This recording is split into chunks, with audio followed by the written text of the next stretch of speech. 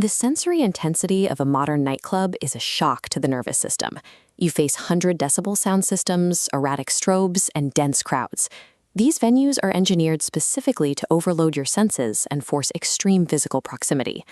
Most people find this environment overwhelming because they enter the room using social strategies that contradict their natural personalities.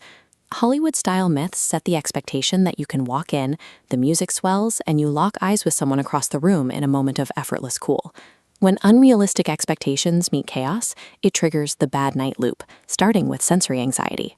To handle this, many use alcohol to numb the overload. This degrades situational awareness, leading to awkward interactions, social burnout, and next-day regret. Breaking this cycle requires deconstructing the club's mechanics to build optimized frameworks for introverts, dating optimizers, and sober socializers. Shifting your primary objective from high-stakes romantic goals to low-stakes immersion provides the baseline needed to navigate this chaos. The window for success begins before you reach the venue. Pre-gaming is effectively a period for psychological preparation and boundary setting. This calibration matrix segments your strategy based on your specific goals for the night. For the introvert, the pre-game row requires a strict, non-negotiable time limit established before arrival. This provides a psychological safety net. It does require an initial boundary-setting conversation with friends, which can feel awkward but secures the rest of the night. The dating optimizer's critical input is attire. Choose functional, breathable clothing and closed-toe shoes over restrictive trends. Navigating sticky floors and dense crowds requires physical stamina. This approach trades peak aesthetic expression for long-term physical confidence. These temporal and physical boundaries dictate your survival rate before you ever cross the threshold of the club. The dance floor is a dense crowd, defined by loud, unpredictable energy.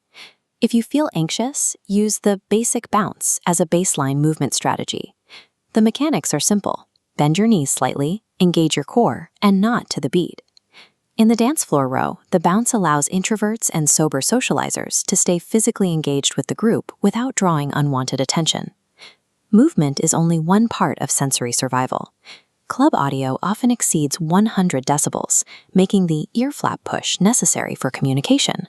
Push the tragus, the small flap above your earlobe, down over the ear canal and lean in. This filters out background noise so you can hear the person talking. This appears in the optimizer column because it requires breaching a personal space bubble, which demands careful body language reading skills. Mastering these micro-mechanics prevents sensory burnout and conserves your energy for meaningful interactions. Social friction and the fear of rejection hit their peak during the interaction phase. The dating optimizer should counter this with the Talk to Everyone protocol. This means casually engaging with bouncers, chatting with bartenders, and greeting various patrons upon entry, rather than focusing solely on romantic targets.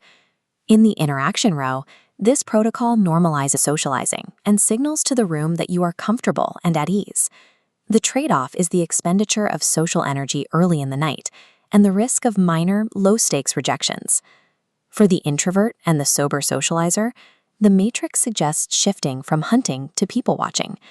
Adopting the mindset of an observer removes the pressure of forced romantic escalation.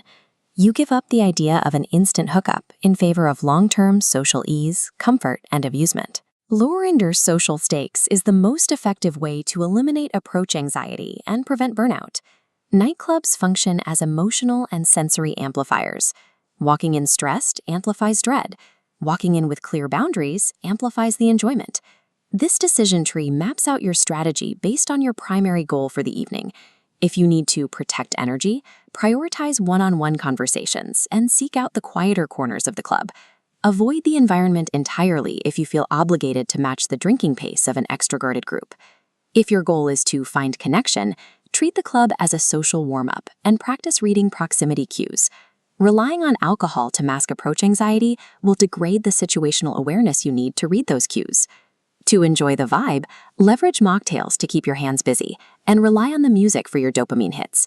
Avoid paying for expensive table minimums, as they yield a negative return on investment for non-drinkers.